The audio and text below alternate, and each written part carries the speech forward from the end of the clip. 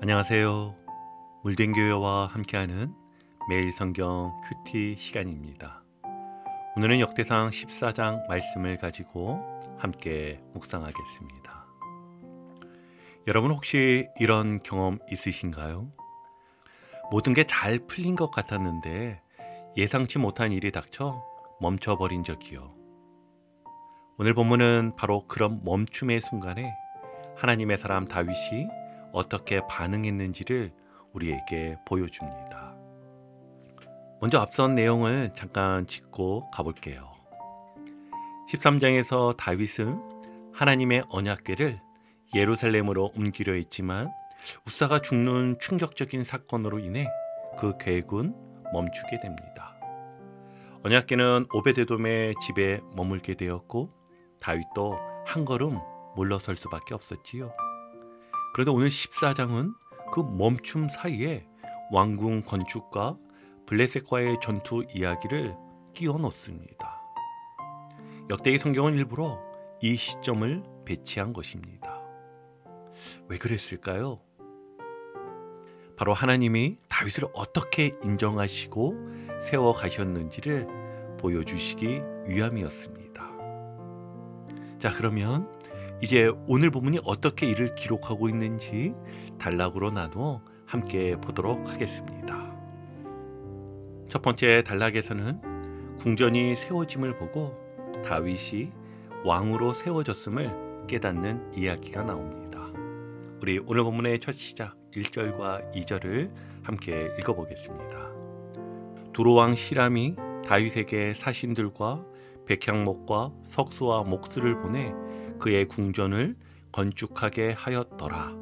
다윗이 여호와께서 자기를 이스라엘의 왕으로 삼으신 줄을 깨달았으니 이는 그의 백성 이스라엘을 위하여 그의 나라가 높이 들림을 받았음을 암이더라. 아멘. 여러분, 다윗은 자신에게 궁전이 세워지는 것을 보고 깨달았습니다. 아, 내가 왕이 되었구나. 이건 단순한 현실 자각이 아니었습니다. 그는 이 일이 하나님이 자신의 삶을 어떻게 인도하셨는지 하나님이 세우신 자리임을 인정하는 믿음의 고백이었습니다. 그리고 중요한 사실이 이어지죠. 이는 그의 백성 이스라엘을 위하여 그의 나라가 높이 들림을 받았음을 암이더라. 아멘. 즉 다윗은 내가 잘나서가 아니라 하나님의 백성을 위한 하나님의 선택이라는 것을 깊이 깨달았던 것입니다. 혹시 지금 여러분의 자리도 그렇게 세워진 자리가 아닙니까?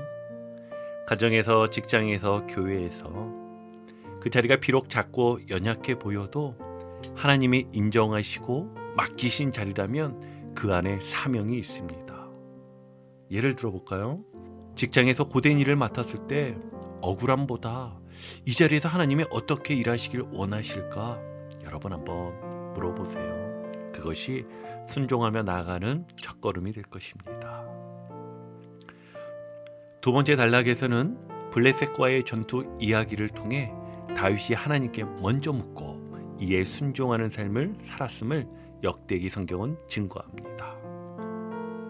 다윗이 왕이 되었다는 소식을 들은 블레셋은 바로 침략하였습니다.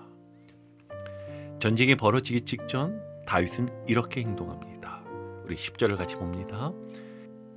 다윗이 하나님께 물어 이르되 내가 블레셋 사람들을 치러 올라가리이까 주께서 그들을 내 손에 넘기시겠나이까 하니 여호와께서 그에게 이르시되 올라가라 내가 그들을 네 손에 넘기리라 하신지라. 아멘.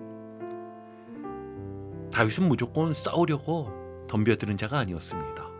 그는 하나님께 먼저 묻는 사람이었지요. 그리고 두 번째 전투에서는 하나님의 지시대로 뽕나무 숲 뒤로 돌아가 기습하지요. 하나님의 소리가 들리면 출전하라는 명령까지 정확히 따르는 사람이 다윗이었습니다.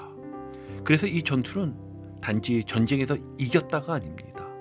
하나님의 인도와 세밀한 계획을 따라간 결과였고 그 전쟁 이후 블레셋은 감히 다시 쳐들어오지 못합니다. 우리도 중요한 결정을 앞두고 있을 때 바로 행동에 옮기지 말고 먼저 묻고 기도하는 습관이 필요합니다. 예를 들면 자녀의 진학, 사업 결정, 이사, 사역 등 크고 작은 일에서 하나님, 지금 이 방향이 맞을까요? 하고 물어보는 시간을 갖는 거, 여러분, 그것이 믿음에 있어서 아주 중요한 모습입니다. 이제 오늘 말씀을 정리하며 마무리 짓겠습니다. 역대상 14장의 핵심은 바로 이것이었습니다. 하나님이 세우신 사람은 하나님이 인정하시고 하나님이 친히 도우신다. 궁전을 통해 주변 민족이 다윗을 인정했고 전투를 통해 블레셋이 물러났습니다. 하지만 더 중요한 건 다윗의 태도였습니다. 하나님의 뜻을 먼저 구하고 그 뜻에 철저히 순종하는 것, 이것이 바로 하나님이 인정하시는 삶의 본질인 것입니다.